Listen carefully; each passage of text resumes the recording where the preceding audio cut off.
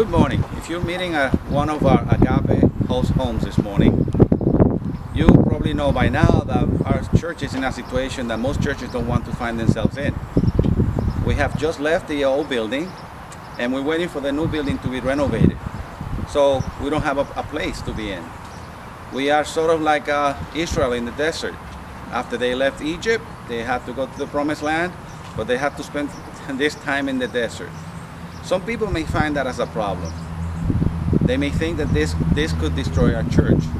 I don't see it that way. I see this as an opportunity for our church to experience something that is not limited to a building or location.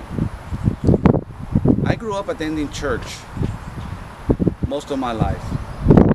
And in all those churches, most of the churches that I visited, I experienced this personal loneliness. That it was not limited to the size of the building. I attended a church of between 20 to 40 people. And I was there for a few years and I felt lonely. I think that I didn't belong. Then I attended a church of over 400 people for a few years. And it was a good church. But I still didn't feel like I belonged. I had this sense of personal loneliness. And you probably have felt the same way. You attend church and you go through the motions. You participate in the worship. You listen to a group message and you meet some people in church. Then you go home, but you feel like you don't belong. And to tell you the truth, most churches are like that. That's why. Okay, most people say, "Oh, I don't need to go to church. I can worship God. I can serve God in my own way. I don't have to go to a church." Because most churches do not experience what God wanted us to experience. Well, God gives us a picture of what a church is supposed to look like or feel like. In the book of Acts, in chapter 2, verse 46, we find that the church in Jerusalem has something that they experienced that was amazing. It says there that they worship in the temple each day, meeting homes for their Lord's Supper, and they share their meals with joy and generosity. What we find there, we don't find it in most churches. Most churches, we associate the church with a location. But the church in Jerusalem didn't have a building for 300 years. And yet that church could not be destroyed. The devil threw everything at it. The devil threw persecution at that church. He threw the government. He threw the Roman army. He threw the other religions nearby. And they could not destroy the church in Jerusalem and the church that came out of it. For 300 years, that church was unbeatable. And then the devil tried also to destroy it from inside. He brought false prophets. He brought division over little matters. And yet he could not destroy the church. Why? Because they were experiencing something special. And that was community. God's plan for us is community. But what is community? Community is a sense of belonging to a loving family. And if you have thought this through, you have probably realized that a home is not determined by the size of the house or where the house is located. A family can be happy, can be loving, even if they don't live in a big house or in a special location, because they're experiencing community.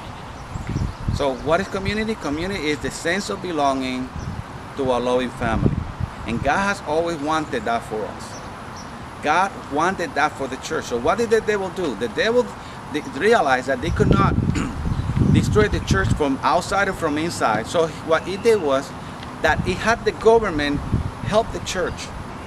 In the year 312, an agreement was reached, and the year 323, it was finalized. There was a passed a law where now the church did not have to be hiding from anybody. The government now began to provide the church with the buildings, with salary for the preachers, and now the church got situated, found a place. They stopped meeting in homes, and now community went out the window. And that's what we have to be careful about. Church is not a location.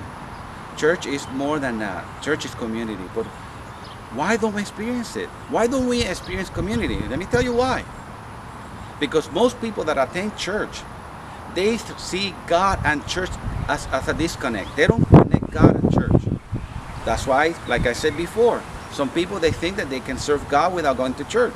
They think that they can love God without loving the church. And God never intended it that way.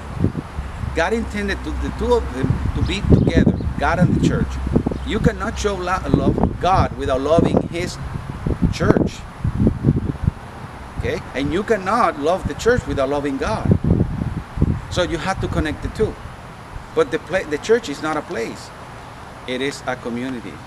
And it's so powerful. That's why the Bible tells me in Hebrews 10:25 that God wants us to be careful not to miss church like some people have made it a habit of doing, but to instead to stir each other, okay, to love and good works. Why? Because when we spend time together, we grow as a family. Something that gets me, something that intrigues me about the Army is how they can take a bunch of young people, men, women from different places, from across the United States, even from Puerto Rico, and they put them together in a camp. They wake them up at 5 o'clock in the morning. They have exercises, they have breakfast, they have exercises again, they have training, they have lunch, they have training, they have dinner, they have some training, and then they go back to bed, and they have these limits, but they put them in a camp, and they put them in this building together, and they spend 8 weeks together. At the end of the 8 weeks, they graduate. But that group, which could be called a squadron, they are inseparable. They become a family so much that if they go to war, they will give their life for each other. There have been instances where somebody have realized that a grenade had fallen in the midst of them, and that person had jumped to cover that grenade to protect the other 11 people. What causes that? Is it the training? No. It was the time they spent together. And you know what? The Bible not only calls the church a family, the Bible calls the church an army. It is interesting, but when Jesus commanded the church, when he started the church, he said that the church he was going to build the church, and the gates of hell would not prevail against the church. Jesus was talking about a weapon that not even hell could withstand against. And that weapon is love, is community. It is amazing how this group of people in Jerusalem, they were being persecuted, they were being taken to the Colosseum to be burned alive, to be thrown to the animals, to beasts, to be destroyed, to be killed. And they will sing hymns, they will sing songs, they will gladly die for Jesus because they had realized something. They belong to something special. They will die for each other.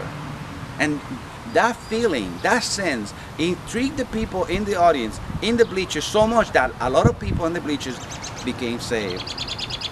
See, a building is not gonna do it. We can have a huge building, a nice building, but if we don't practice community, our church will be hollow, will be empty. So God wants us to experience community, something so special that will intrigue the people outside, and they will want to know what we have that they don't have. Then church will not feel like another place where you just go through the motions. Like the place that I visited, where I will go and just be there and have this sense of personal loneliness. God wants us to experience, to use this weapon, the weapon of love that is experienced in community. But how do we do that? By searching, by taking advantage of every opportunity to be together. God wants us to spend so much time together. And these groups that we're going to have over the summer are going to provide us with that opportunity. And we can grow and experience something that can be used by God as a weapon against the devil, and will bring a lot of people to the knowledge of Jesus Christ. So take advantage of this moment that you're spending now together. Don't see it as another meeting. Don't see it as another get together. See it as an opportunity to experience something. No, it's not going to happen today. You're not going to experience community overnight, because you have to spend time together. You have to get to know each other. You have to be transparent. God wants you to experience something special. God wants you to be willing to do something amazing with other people that you call your family, your extended family. People that you have come connected so much that now you are willing to do anything for them and they're willing to do anything for you. That's why Jesus said that that's how people will know that we are his disciples, by the love that we show for each other. How do we get there? By spending time together, getting to know each other, and begin to experience the real love that God wants us to experience. That's how we be, okay, that disconnect. That's how we be that personal loneliness. God wants you to feel it. Wouldn't you try that? I challenge our church to that. The building, yes. If God gives us the building, amazing. Yes, glorious. But if God doesn't give us the building in the meantime, we can do something. We can practice community. Let's try our best. We're gonna celebrate, and the people in Holyoke and Great Holyoke are gonna see something that probably had never seen before. Would you like to try that? Let's try all together, okay? Let's pray.